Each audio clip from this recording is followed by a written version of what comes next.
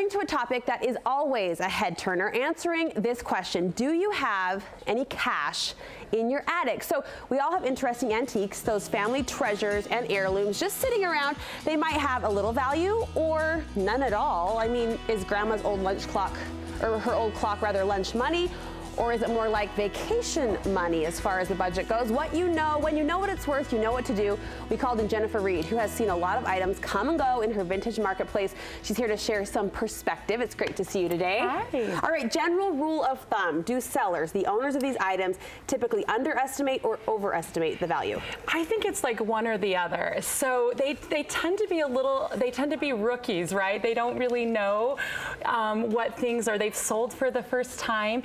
And so they either are anxious to get rid of it and make a little money, so they undervalue it, or they're so kind of attached to it still, and there's some sentimentality there, and so then they just make the price pretty outrageous. So it definitely tips one way or the other. It definitely does, usually when you start. Today we're going to learn along from some actual items hiding in the homes of Studio 5 viewers. So they've submitted these items. Now we should say you're not an antique appraiser. Not. So where is your assessment coming from today? So I go to a lot of vintage markets. I own a market. I scour KSL, Craigslist, and so that's kind of where my point of reference is coming from, and especially in our Utah market. You're out there, you're shopping it, you're selling it, so you know. All right, let's jump in. Studio 5 viewer Nancy Ross, she shared a photo with us of a really pretty, elaborate mirror. Here's the photo she sent in. It's about 6 feet wide. It's a beauty. It has a pretty solid frame. It's very detailed, very ornate. Nancy says she picked it up at an estate auction.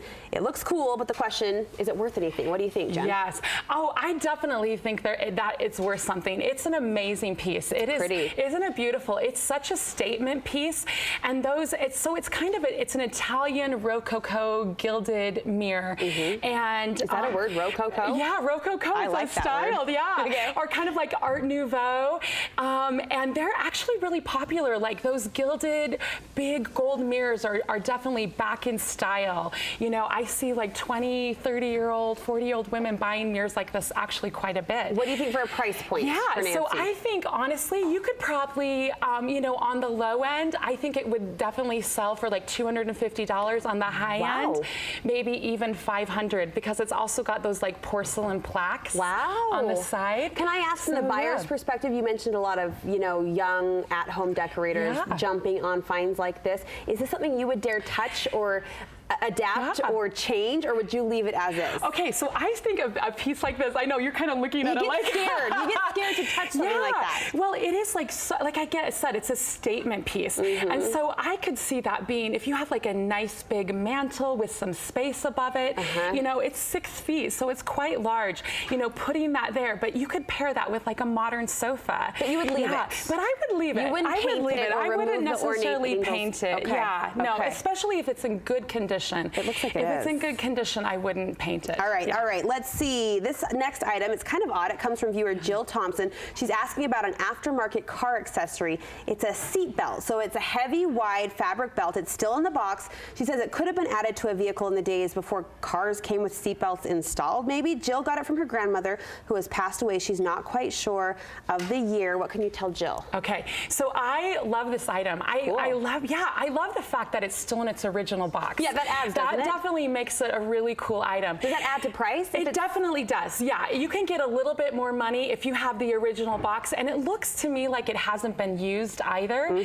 So it's called, you know, it's basically new, but it's vintage. It's never been used, and sometimes things like that will go for more money as well. So what are we looking at? Dollar signs. So I think you could maybe sell this between $30 and $50. Okay.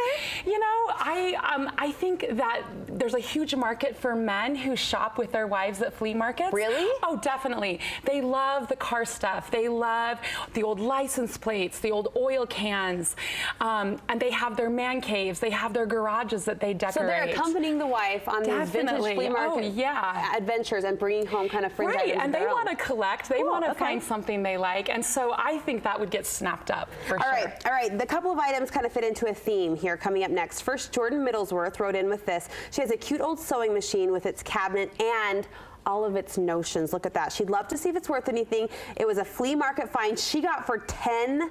And Jordan adds, even if it's only worth $10, it's so darling to me. She plans on keeping it for years to come, but she'd like to know if there's any more worth it. Yeah, so this is a great old machine. I actually really love old sewing machines. This one looks in amazing condition too. And the Westinghouse, which is the brand, those were made from like the late 1800s to like the mid 1950s. Okay. So it's pretty vintage. It's in good shape. The fact that she got it for $10, like that's a steal. That's amazing, right? That's amazing with that beautiful cabinet. You know, I would say like, you know, you would go and find those anywhere from $100 to $200. Okay. So $10 is definitely a steal. And the fact that she just loves it and she wants to use it, maybe she has like a craft room and it's just kind of a fun piece to have in there, a conversation piece.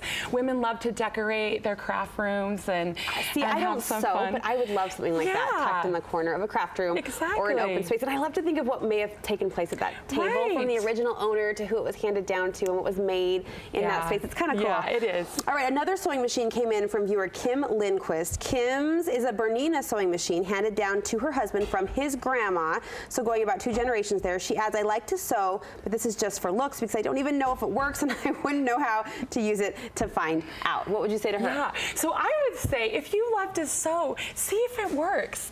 Like those old sewing machines, they are workhorses. Like they were made really well. You know, people always say, oh, things made years and years ago are made so much better than, you know, things that tend to be made in our generation. And that is really true. A lot of those old machines have like metal parts instead of plastic parts. So you could take it to like a sewing machine repairman and it actually may just need like a little tune-up and she could actually use it. Sewing on that? And lots of people sew on vintage machines. Okay, all right. Erin Friedman asked about an old rocking chair. It's been passed down to her through the family line. All I know, Erin writes, is that they called them quilter's chairs because it was the perfect height to quilt by hand. I have been very curious about this chair. Any money behind that rocker? Yeah, you know what? I think, you know, rocking chairs can be really highly collectible. Like one of the things I would say is that like the original paint. Like I can't quite tell from the picture if it's been painted. I guess no. It looks a little too modern, doesn't it? It does look a little too modern. You know, it's got that real popular paint treatment to it. And that makes a difference in the price? It definitely makes a difference. If you, like, you know, old primitive rocking chairs can go for like hundreds and hundreds of dollars. But honestly, if you paint them, if you do things like that, that definitely devalues it. See, now you're playing into my fear factor with these antiques. I get nervous to switch them up or change them up, but it does, if you're looking to resell, it does take down the value. And if it's like a really collectible, like a true 100-plus-year-old antique, you know, if you are looking to resell, you don't want to paint them. You don't want to do things like that. I love these conversations. I love looking back and seeing the potential worth there. And speaking of great antique finds and flea market finds, you have a market coming up. We do. We have our vintage market this Saturday at the old Pleasant Grove Rec Center, and it's our holiday market. So we're going to have tons of Christmas, vintage Christmas, lots of holiday gifts and things. So just in time to decorate and or shop. Exactly. For those vintage lovers on your list. Thank you, Jen. It's great to see you.